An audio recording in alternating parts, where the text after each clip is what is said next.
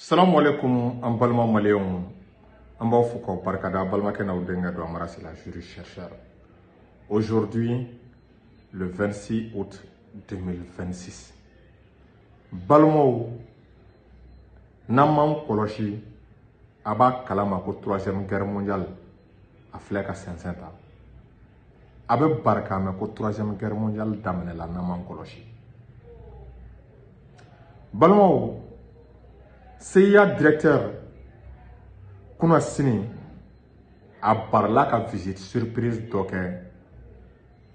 Russie la jamana la. Balimaw visite y'a taatɔ y'a dogo k'a dogo américains u ma cause officielle fɔ Russiw fana ma cause officielle fɔ mais bɛɛ b'a dɔn balimaw l'heure est très grave. An bɛna n da don a la. Balimaw Russie ni Grande-Bretagne balimaw ni Ala ma jan kɛ u fana bɛ sɔn ka masara an ka sɔ kɛ ta la. Balimaw Poutine a ordonné la mobilisation massive. Balimaw n'i ye ko in ta k'a la a tɛmɛna dan kan san 4 i ni jamana 32 bɛ ɲɔgɔn na. Donc trop c'est trop. An bɛna n da don balimaw mun de bɛ yen. 3e guerre mondiale n'an m'an kɔlɔsi a bɛna kɛ kɛcogo jumɛn na. N bɛna a bɛɛ ɲɛfɔ aw ye. Pourquoi CIA directeur de visite surprise kɛ Moscou. Balimaw info bɛ yen dɛ. Aw connectelen ka to a ye kɛr de bila u kɛlen don k'an ka audience minɛ. Maa o maa bɛ vidéo in lajɛ n b'a ɲini fɛ i ka kɛr tigi kɛr tigi ka j'aime tigi pour que vidéo bɛ se ka taa. Ka foli di an ka kutubu n'an ka waliw ma Cheikh Sufi Lasana Kane belebele a bɛ se ko a tɛ taa a tɛ maa ci mais ko n'a gɛlɛyara Mali ko la wuli bɛ kɛ k'a sɛgɛrɛ. N'an y'a fo an bɛ hakili jigin kɛ n balimaw a ka mawludu bɛ yen du 25 au 31 samedi min bɛ nalen n balimaw a kɛlen don ka bɛɛ wele Sekɔrɔ balimaw a ka ziyara bɛ Seku yɛrɛ bɛ k'a kɛnɛ ka dɔw jaabi kɛnɛ an bɛɛ ka ɲɔgɔn sɔrɔ Segu inshallah. Balimaw o tɛmɛlen ka foli di Sulemani Sanogo ma Damisa ale ye farafin furabɔla min ni yamaruya sɛbɛn b'a bolo carte professionnelle b'a bolo balimaw a ye yiri ɲɛɲini ka yiri gundo sɔrɔ balimaw ka hadamadenw furakɛ n'a ye ka furaw ka ɲi bana baden ma tension koko furudimi diabète infection cɛya banaw kulusi jalalagosi banaw denkisɛko problème balimaw a ka fura kabako don an y'a di maa caman ma k'a tester u bɛɛ ko k'u ye satisfaction sɔrɔ. Numéro 75 01 63 95 66 11 78 49. O tɛmɛlen ka foli di Cheikh Salama Kanjalo ale de fa ye Seku Dawuda Kanjalo fo yan fo Tubakura n'a ye diya Cheikh Sala wele ko Fatawu Morikɛ. Balimaw ale bɔra Muhammad Abdoulaye Chouadou de la o y'a mɔkɛ ye. A fa n'o ye Seku Dawuda Kanjalo i bɛ se k'a fɔ ko farafinna masakɛw ka morikɛ. Balimaw a yɛrɛ ala balimaw masa an k'a fɔ sa Mali la dɔnnen don a ye kobaw kɛ. Balimaw ka kɔlɔsi ta ka Ala tɔgɔ ta k'i mago ɲa balimaw k'i ka daw yɛlɛ i ka ko minnu débloquer k'u dayɛlɛ janfa sirilen don i kama balimaw nin ye morikɛ ka spécialité n'a ka o bɛɛ musaka cari ma e k'a ka nin baki kelen dɔrɔn bɛ hadamaden mago ɲa nin ye Fatawu baki de a ye nin di ne nin geri lajɛ o ma k'an ka taa lajɛ ni min b'a la an ka lakali balimaw an ye fɛn ye baki n'a bɛɛ tɛ se ka fɔ da la wala a bɛɛ tɛ se ka fɔ da la balimaw dayɛlɛli bɛ baki in na garisɛgɛ b'a la siritigɛlan b'a la balimaw i bɛna ye quoi hali ni mɔgɔ minnu famana ɲɔgɔn ma balimaw bɛɛ b'i wele ka bagi in to i bolo la relation da a ka numéro ye 66 17 66 66 bref an bɛ don an ka sujet kɔnɔ balimaw véritable risque de confrontation directe entre l'OTAN et la Russie balimaw ka CIA n'o ye américain ka service de renseignement ye balimaw a b'a kalama il y a 2 jours de cela a ye visite surprise de kɛ Moscou balimaw maa si ma bɔ visite in kalama ni Russiw yɛrɛ ka délégation officielle ni américain ta tɛ balimaw dans un premier temps dɔw yɛrɛ kun ko américain ka avion dɔ tununa k'a barila ka t'i yɛrɛ sɔrɔ Moscou o tɛ dɛ américain ka CIA directeur n'o ka service de renseignement ɲɛmaaba balimaw ale de taara Moscou visite surprise la a taalen surtout u bɛ ka hypothèse fila fɔ dɔw ko ani Russie service de renseignement ɲɛmɔgɔ n'o ye FSB k'u ye ɲɔgɔn ye o kɔni o logique ye c'est à dire dutu tɛ ko la o n'o bɛ ɲɔgɔn ye dɔw ko k'a ni Poutine fana ye ɲɔgɔn ye mais o certitude ma di mɔgɔ ma balimaw Kremlin da la a yira ko voiture baden olu tun bɛ ɲɔgɔn kɔ balimaw u fumelen don u bɛ ka don Kremlin da la u ye wagati kɛ heure damadɔ tilala ka bɔ ka taa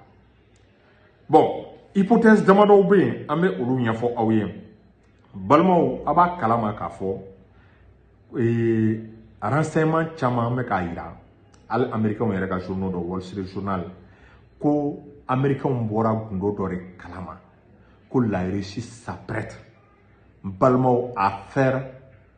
une mobilisation générale balimaw ka Ukraine attaquer kɛlɛ yɛrɛ la kɛlɛ min bɛ Russie ni Ukraine cɛ jusqu'à présent Russie guerre terrain la Russie appelle une opération spéciale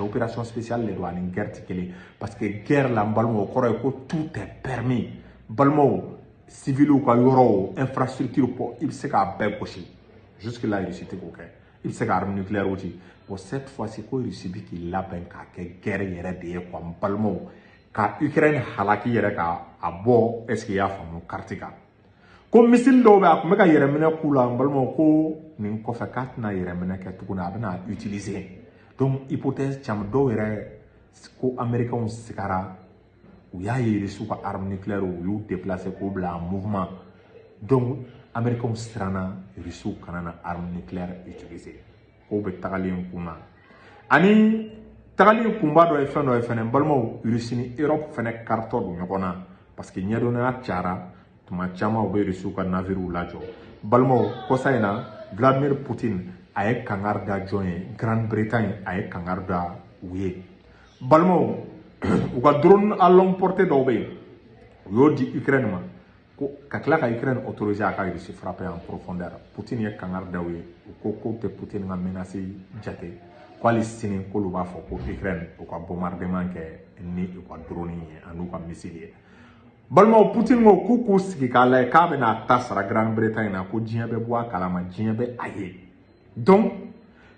balimaw américains u ka satellite d'observation bɛɛ y'a ye ko Russie bɛ ka troupeau fara ɲɔgɔn kan parce que n'i bɛna invasion à grande échelle kɛ f'i ka troupeau fara ɲɔgɔn kan ka troupeau concentré ka véhicule fara ɲɔgɔn kan balimaw ka avion fara ɲɔgɔn kan balimaw ka munitions fara ɲɔgɔn kan balimaw ka navire de guerre baden fara ɲɔgɔn kan balimaw il me semble que ko o mouvement baden de yera américains ka radar n'u ka satellite fɛ donc o de ye États-Unis siran parce que balimaw convention min bɛ OTAN kɔnɔ ko ni OTAN jamana dɔ attaquera OTAN bɛɛ bɛ jɛ ko jamana défend ni Russie ye Europe attaqué Grande-Bretagne Pologne olu minnu bɛ Molobaliya la ou bien France balimaw l'OTAN serait obligé d'intervenir donc qui dit OTAN dit les États-Unis bon bi c'est foyi dun tɛ États-Unis Iran ye États-Unis épuisé k'a dɛsɛ pepe ni États-Unis sɔnna k'a b'i sen don confrontation na avec Russie kama bilahi Iran bɛ Israël k'a sago ye balimaw Chinois bɛ kɛ diɲɛ première puissance mondiale ye parce que Chine de b'i mɛn frotter nin na parce que déjà les Américains sont épuisés et les Russes fana épuisés len don dɔɔni est-ce que vous voyez Iran donc les Chinois vont devenir le maître du monde i n'a fɔ Américains yɛrɛ fana a hakili b'a la deuxième guerre mondiale la u ma kɛlɛba kɛ o u ye bombe fila ci dɔrɔn ka kɛlɛ ka taa médiaw la ka kɛlɛ tɔgɔ d'u yɛrɛ ma